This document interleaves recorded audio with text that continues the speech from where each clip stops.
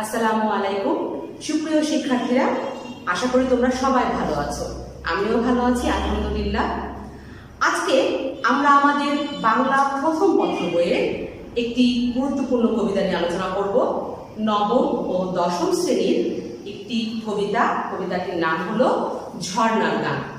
তোমরা সকলেই সামনে বইটা নিয়ে নাও এবং ঝর্ণার গান পৃষ্ঠা নাম্বার 216 এটি বের করো। আমরা যখন একটি কবিতা পড়ি তখন সেই কবিতা সম্পর্কিত কিন্তু অনেক বিষয় থাকে। ঠিক যেমন তোমরা বোর্ডে দেখতে পাচ্ছ যে প্রথমেই আমরা কবিতার নাম লিখেছি। কবিতার নাম হলো ঝর্ণার গান এবং এই কবিতাটির কবি হলেন সত্যেন্দ্রনাথ দত্ত। আমরা ওনাকে ছন্দের জাদুকর হিসেবে জানি, অনেকে ছন্দের রাজা বলেও তাকে অভিহিত করেছেন। আজকে আমরা এই অধ্যায়ের যে বিষয়গুলো তোমাদের সামনে তুলে ধরবো সেই বিষয়গুলোতে আমরা একটু পরে যাচ্ছি। প্রথমে দেখে নিই এই সম্পূর্ণ অধ্যায়টির শিখন ফল কি হতে পারে। আমরা যখন এই অধ্যায়টি সম্পূর্ণ পড়ে নিব তখন ঝর্ণার উৎপত্তি সম্পর্কে আমরা প্রত্যেকে বলতে পারবো। তোমাদের যখন এই অধ্যায়টা পড়া হয়ে যাবে তোমরা ঝর্ণার উৎপত্তি সম্পর্কে জানবে, 2 ঝর্ণার সৌন্দর্য বলতে পারবে, 3 প্রয়োজনীয় শব্দের অর্থ বলতে পারবে এবং 4 সত্যেন্দ্রনাথ সম্পর্কে বলতে পারবে। আজকে আমরা শুধুমাত্র সত্যেন্দ্রনাথ দত্ত সম্পর্কে আলোচনা করব এবং পরবর্তীতে আমরা এই অধ্যায় কিছু প্রয়োজনীয় শব্দের অর্থগুলো জেনে নেব। তাহলে এসো আমরা আমাদের আগামী ক্লাসের দিকে আগাই। ঝর্ণার গান, সত্যেন্দ্রনাথ দত্ত। প্রথমে আমরা কবি পরিচিতি, তোমরা সকলে হয়তো দেখতে পাচ্ছ কবি পরিচিতি এখানে সুন্দর করে লেখা আছে। এই কবি পরিচিতিটা একটু দেখে নিই, ভালোভাবে পড়ে নিই। লেখা আছে 1882 খ্রিস্টাব্দে কলকাতার কাছাকাছি নিমতা গ্রামে কবি সত্যেন্দ্রনাথ দত্ত জন্মগ্রহণ করেন।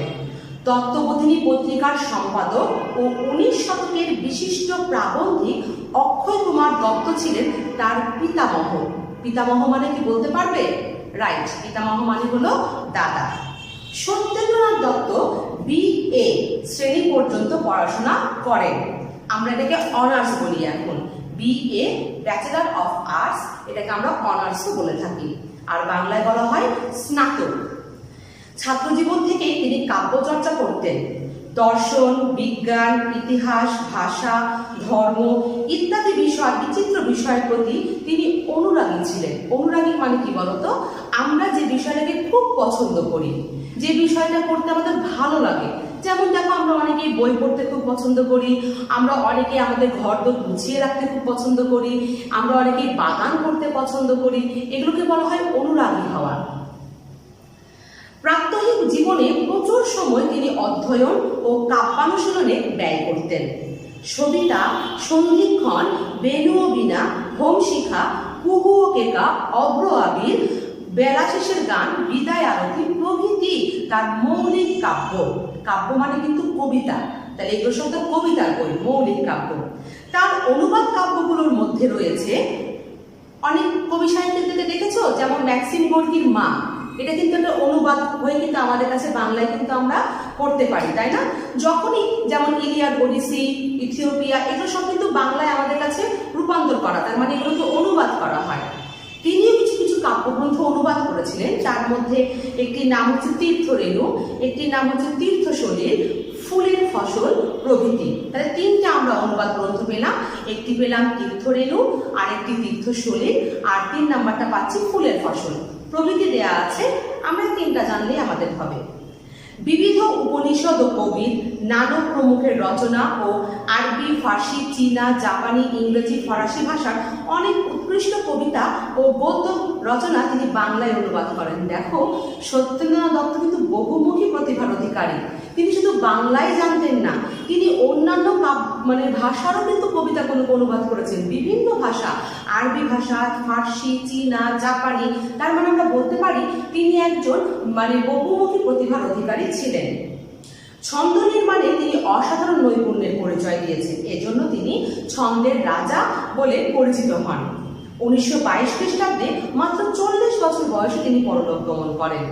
আমাদের এই বহু প্রতিভাধর ব্যক্তি আমাদেরকে খুবই অল্প সময় দিতে পেরেছেন তার জীবনে। মাত্র 40 বছর বয়সে আমরা তাকে হারিয়ে ফেলেছি। 1900 সালে 22 সালে তিনি মারা যান। আসো এবার আমরা আরেকবার কবি পরিচিতিটা এমন করে পড়বো যেন এটা আমাদের মাথায় গেঁথে যায়। তোমরা যদি মনোযোগ দিয়ে পড়ো তাহলে দেখবে যে মুখস্থটা আমাদের বেশি করতে হয় না। তাহলে আমরা একটু বোর্ডে আসি এবং আমরা পরবর্তী বিষয়টা দেখে নিই।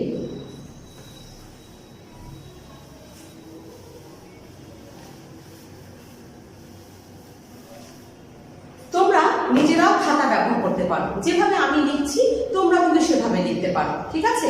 দেখো খাতার ঠিক মাঝামাঝিতে তোমরা একটা সুন্দর করে কবির নামটা লিখবে। কবির নাম হলো সত্যেন্দ্রনাথ দত্ত।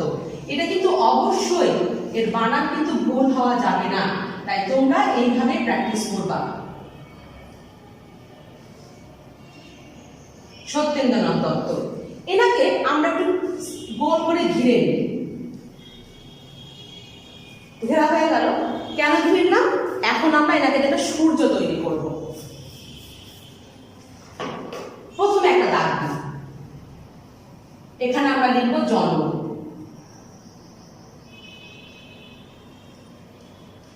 তাহলে আমরা কবি সত্যেন্দ্রনাথ দত্তের জন্মসাল কত পেয়েছি? 1822 খ্রিস্টাব্দ। তাহলে আমরা সংক্ষেপে লিখব 1822 খ্রিস্টাব্দ। কবি সত্যেন্দ্রনাথ দত্তের জন্ম 1822 খ্রিস্টাব্দ। কোন জায়গা? আরেকটা টান দেই, স্থান। স্থান ছিল কলকাতা। কলকাতার সাথে আবার আরেকটা কিছু লাগানো আছে, সেটা কি বলতো? গ্রাম। গ্রামের নাম কি ছিল? তাহলে আমরা এখান থেকে আরেকটা ছোট্ট টান মেরে বলবো নিমতা গ্রাম।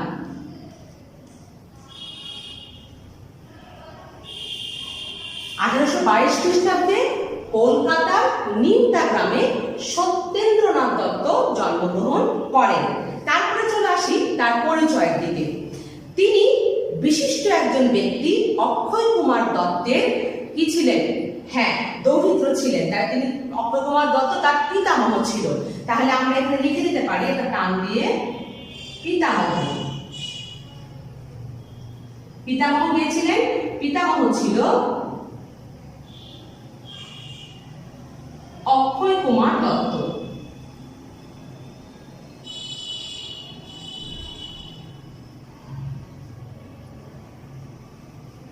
ইনি আবার কে ছিলেন? ইনি ছিলেন বহুল প্রচলিত এবং খুব নামকরা একটা পত্রিকা, যার নাম হচ্ছে তত্ত্ববোধিনী। এই তত্ত্ববোধিনী পত্রিকার সম্পাদক ছিলেন। তাহলে আমরা পত্রিকাটির নামটি লিখে নিই, তত্ত্ববোধিনী।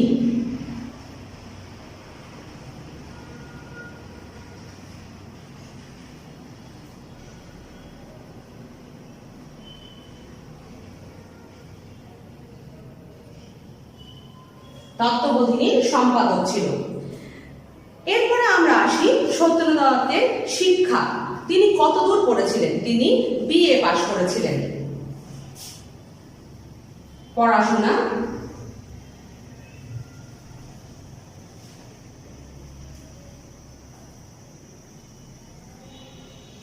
বিএ পাশ। তারপরে তিনি ছাত্র জীবন থেকে কি চর্চা করতেন? কাব্য চর্চা করতেন। তাহলে আমরা লিখতে পারি কাব্য চর্চা ছাত্র জীবনে। তাহলে কাব্য চর্চা কখন থেকে শুরু করেছিলেন? ছাত্র জীবন থেকে। তারপরে চলে আসি তার খুব গুরুত্বপূর্ণ একটি বিষয়ে, তার রচিত কাব্য। তাহলে আমরা এখানে চলে আসি মৌলিক কাব্য। মৌলিক কাব্য কি কি ছিল বলতো? সবিতা, সন্ধিক্ষণ, বেনু ও বীণা, হোমশিখা, কুহু ও কেকা, অভ্র আবির, বেলাশেষের গান, বিদায়ারতি প্রভৃতি। এগুলো সবই আমরা আমাদের বইয়ে পেয়ে যাব। আমরা একটু গুরুত্বপূর্ণগুলো লিখি। যেমন আমরা লিখতে পারি কুহু ও কেকা, অভ্র আবির, তারপরে আমরা লিখতে পারি সবিতা, সন্ধিক্ষণ,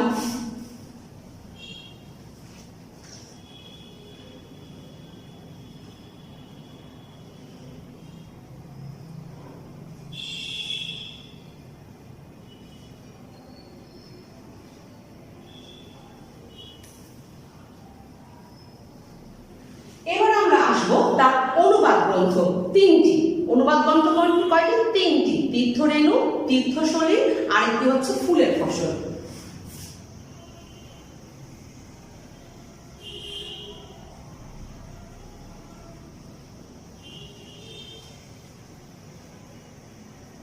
কি বললাম বলো তো? তীর্থরেণু, তারপরে বললাম তীর্থশরীর, আরেকটি বললাম ফুলের ফসল।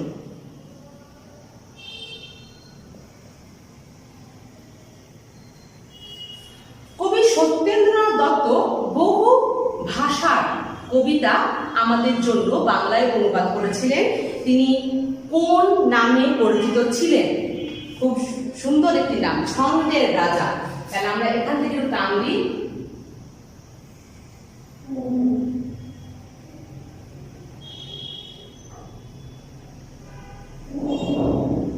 ছন্দের রাজা হিসেবে তাকে আমরা খুব ভালোভাবে চিনি। এবং লাস্ট যেটি খুব গুরুত্বপূর্ণ তথ্য সেটি হলো তার মৃত্যুসাল। তিনি 1922 খ্রিস্টাব্দে মারা গিয়েছিলেন। কত বছর বয়সে? মাত্র 40 বছর বয়সে।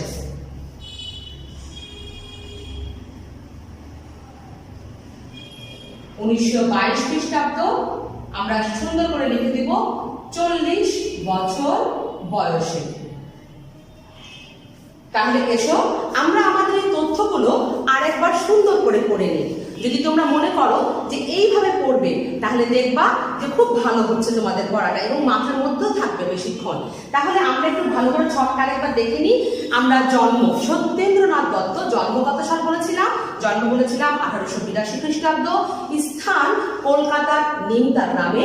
তার পিতামহের নাম অক্ষয় কুমার দত্ত। তিনি ছিলেন তত্ত্ববোধিনী পত্রিকার সম্পাদক 19 শতকে। তারপরে পড়াশোনা, সত্যেন্দ্রনাথ দত্ত বিএ পাশ করেছিলেন। কাব্য চর্চা, তিনি ছাত্র জীবন থেকে কাব্য চর্চা শুরু করেন। তারপরে মৌলিক কাব্য, হোম শিখা, বেণু বীণা, অভ্র আবির, সবিতা, সন্ধিক্ষণ প্রভৃতি। তারপরে আছে অনুবাদ গ্রন্থ তীর্থরেণু, তীর্থশরীর, ফুলের ফসল প্রভৃতি। তারপরে আছে তার পরিচিতি, আমরা তাকে সকলেই ছন্দের রাজা হিসেবে চিনি। এবং মৃত্যু, তিনি 1922 সালে মাত্র 40 বছর বয়সে আমাদেরকে ছেড়ে চলে যান। তোমরা প্রত্যেকে সুন্দর করে এই কবিতাটা, এই কবি পরিচিতিটা খুব ভালো করে পড়বে। আমরা আগামী ক্লাসে এই কবিতা সম্পূর্ণ ব্যাখ্যা সহ আবার উপস্থিত হব। ততদিন পর্যন্ত তোমরা সুন্দর করে এই কবি পরিচিতিটাকে আয়ত্ত করে নাও। এবং তোমাদের হোমওয়ার্ক হলো এই সম্পূর্ণ কবি পরিচিতি থেকে 20টি এসকিউ তৈরি করবে।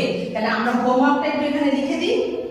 এখানে লিখছি, দেখো হোমওয়ার্ক হলো এই সম্পূর্ণ কবি পরিচিতি থেকে 20টি এসকিউ লিখবে, তৈরি ও লেখা।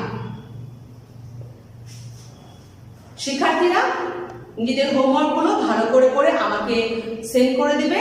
সবাই ভালো থাকো, সুস্থ থাকো। আল্লাহ হাফেজ।